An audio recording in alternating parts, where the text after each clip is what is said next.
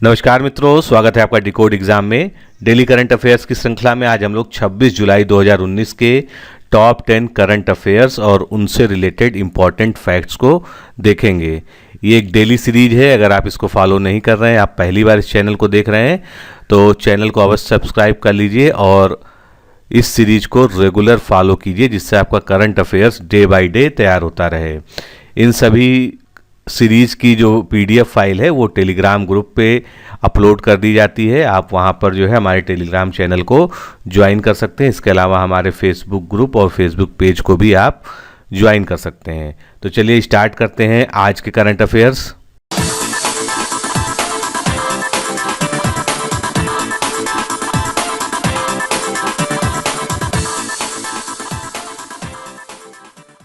पहला प्रश्न देखते हैं, 2020 में लॉन्च होने वाले भारत के पहले सौर मिशन को क्या नाम दिया गया है? तो 2020 में इसरो द्वारा आदित्य L1 जो सोलर मिशन होगा उसको लॉन्च करने की प्लानिंग की जा रही है। चंद्रयान 2 की सफल प्रक्षेपण के बाद भारत अब 2020 में सूर्य से जुड़ी जटिलताओं के अध्ययन हेतु आदित्य L1 सौर मिशन को लॉन्च करेगा। यह आदित्य 1 मिशन का उन्नत रूप है। आदित्य 1 को सौर के कोरोना का अध्ययन करने के लिए 800 किलोमीटर की पृथ्वी की निचली कक्षा में प्रक्षेपित किए जाने की कल्पना की गई थी। आदित्य 1 मिशन को आदित्य L1 मिशन में संशोधित कर दिया गया है और इसे पृथ्वी से 15 लाख किलोमीटर दूर तक एला के समीप हेलो कक्षा में प्रक्षेपित किया जाएगा। Aditya L1 first long range point से सूर्य की तस्वीरें लेगा। तो काफ़ी जो है महत्वाकांक्षी मिशन है ये इसरो का। अगला प्रश्न देखते हैं, आर्म्स कंट्रोल एसोसिएशन ये एक संस्था है जो आर्म्स पे कंट्रोल के बारे में विश्वव्यापी रिपोर्ट्स जारी करती रहती है। तो इसकी रिपोर्ट के मुताबिक अब तक किस देश ने सबसे ज़्यादा परमाणु परीक्षण किए हैं? तो सबसे ज़्यादा अब तक जो है परमाणु परीक्षण अमेरिका के द्वारा किए जा चुके हैं। 16 जुलाई 1945 को पहले परमाणु परीक्षण के बाद से कम 8 देशों द्वारा विभिन्न स्थानों पर 2056 परमाणु परीक्षण किए गए हैं, जो इस रिपोर्ट में बताया गया है। आर्म्स कंट्रोल एसोसिएशन की रिपोर्ट के अनुसार परमाणु बम के परीक्षण में अमेरिका प्रथम स्थान पर है, शीर्ष है। 1032 लगभग इसने परीक्षण किए हैं। दूसरा स्थान रूस का है जिसने लगभग 715 और तीसरा स्थान फ्रांस का है जिसने 210 परीक्षण किए हैं। इस सूची में भारत का स्थान छठा है जिसने आधिकारिक रूप से अब तक 3 परमाणु परीक्षण किए हैं। अगला प्रश्न, किस तैराक ने माइकल फेल्प्स आप जानते हैं तैराकी के सबसे बड़े विश्व के प्लेयर माने जाते हैं और लगभग सभी रिकॉर्ड इनके नाम दर्ज हैं तैराकी के। तो माइकल फेल्प्स का 10 साल पुराना रिकॉर्ड तोड़कर 200 मीटर बटरफ्लाई स्पर्धा में स्वर्ण पदक जीता। तो ये तैराक हैं क्रिस्टोफ मिलक हंगरी के 19 वर्षीय हैं जिन्होंने पुरुषों की फिना विश्व तैराकी चैंपियनशिप में 200 मीटर बटरफ्लाई स्पर्धा में स्वर्ण पदक हासिल किया है। क्रिस्टोफर ने 1 मिनट 50.73 सेकंड के साथ इसे पूरा कर माइकल फेल्प्स का रिकॉर्ड तोड़ा है।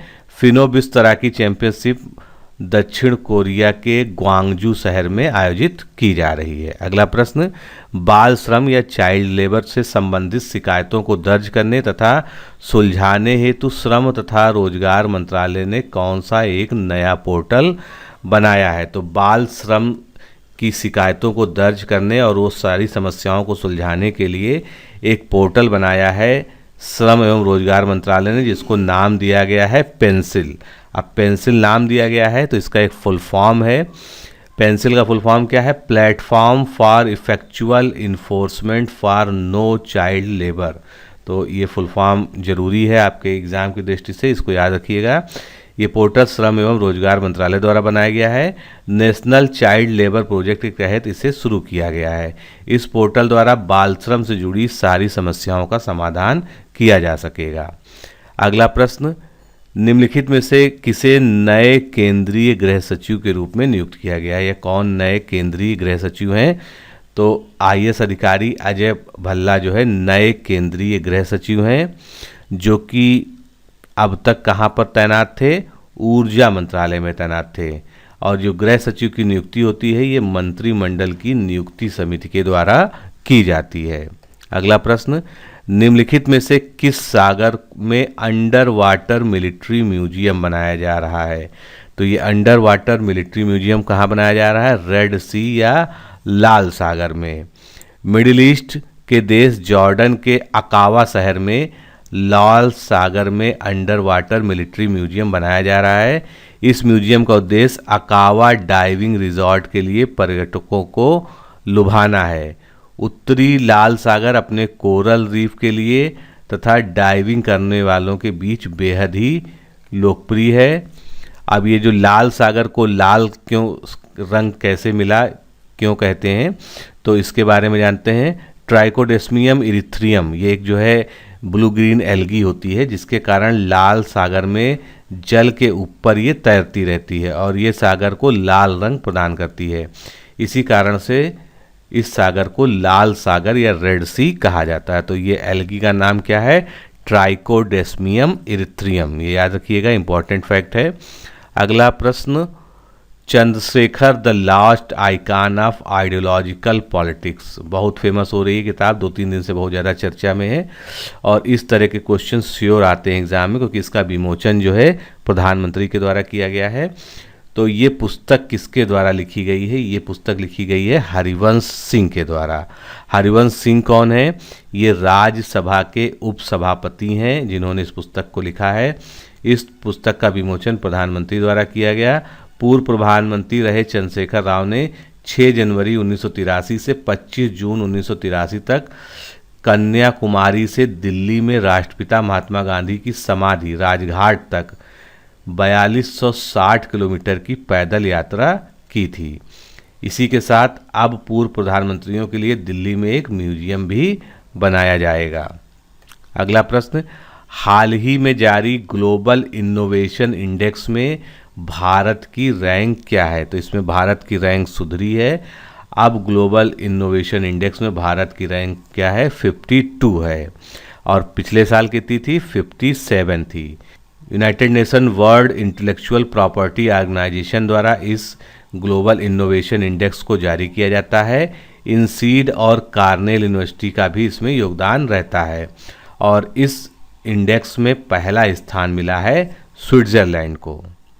नेक्स्ट क्वेश्चन, अमेरिका ने किस सोशल नेटवर्किंग साइट पर निजता उल्लंघन मामले में $5 अरब का जुर्माना लगाया है?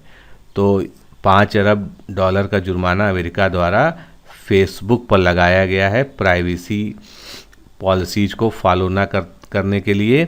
अमेरिका ने यूजर्स की निजता उल्लंघन के मामले में सोशल मीडिया प्लेटफॉर्म फेसबुक पर $5 अरब का जुर्माना लगाया है। अमेरिका की फेडरल ट्रेड कमीशन ने ब्रिटिश फर्म कैम्ब्रिज एनालिटिका के द्वारा की गई डेटा चोरी के बाद ये जुर्माना लगाया है। अगला प्रश्न, Aryabhatta Research Institute of Observational Science अभी हाल ही में चर्चा में है ये, तो ये कहाँ पर स्थित है? सबसे पहली बात तो ये नैनीताल में स्थित है। नैनीताल में एक स्थल है जिसका नाम है देवस्थल। नैनीताल के देवस्थल स्थित Aryabhatta Institute of Observational Sciences द्वारा 28 नए तारों की खोज की गई है। इसी कारण जो है ये अभी चर्चा में है। ये तारे 57,000 प्रकाश वर्ष दूरी पर ग्लोबुलर क्लस्टर NSG 1447 में स्थित है।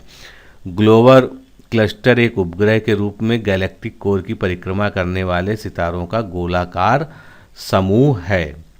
तो इसीलिए जो है Aryabhatta Institute of Observational Sciences Nainital इस समय चर्चा का बिंदु है। तो दोस्तों, इस तरह से आज के हम लोगों ने टॉप 10 करंट अफेयर्स और उनसे रिलेटेड फैक्ट्स को देखा। इस डेली सीरीज को रेगुलर फॉलो करिए जिससे आपका करंट अफेयर्स जो है डे बाय डे तैयार होता चले और आपको करंट अफेयर्स के लिए किसी अन्य स्रोत पर जो आपकी डिपेंडेंसी है वो ख़त्म हो सके। तो आज के लिए इतना ही, कल फिर मिलते हैं। नमस्कार, धन्यवाद।